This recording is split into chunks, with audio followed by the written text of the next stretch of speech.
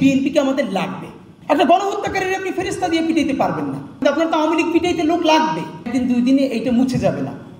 আমাদের এই জুলাইয়ের জার্নিটা শুরু হয়েছে, এটা শেষ কবে হবে আমরা জানিও না। কিন্তু আমি ভুল বুঝে না থাকলে আজকে একটা খুব বাজে কাজ হয়েছে, এইটা কেউ ইচ্ছাকৃত করেছে নাকি কেউ করিয়েছে এটা জানি না, কিন্তু এটার ইম্প্যাক্ট আপাতত আনন্দদায়ক মনে হলেও কিন্তু এটা আসলে খুব ভালো কাজ না।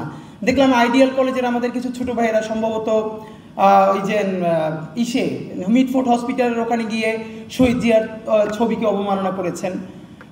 এটা এইসব জিনিস খুব ভয়াবহভাবে ট্রিগার করবে। ফ্যাক্ট হলো বিএনপি চাঁদাবাজি করে, বিএনপি খুন করে, ধর্ষণ করে, এই সব সত্যগুলোর আরও একটা সত্য হলো এই বিএনপি আবার আওয়ামী লীগও মারে।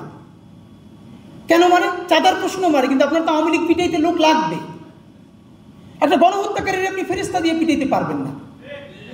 ফেরেস্তারা কোট আনকোট যারা ভালো ছেলে, গুড বয়, তারা অফিসে ফিরে গেছে, তারা বিদেশ চলে গেছে, তারা লাইফে ক্যারিয়ারে ফিরে গেছে।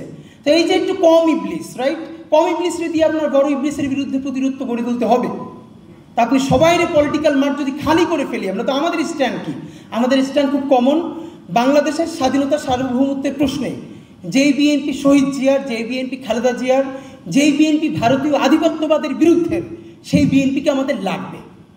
আর সেই বিএনপি যখন চাঁদাবাজি করবে, ধর্ষণ করবে, হত্যা করবে, আমরা তাদের বিরুদ্ধে এমন প্রতিরোধ গড়ে তুলব যাতে চাপের কারণেও আবার তারা হেদায়েতপ্রাপ্ত হইতে বাধ্য হয়।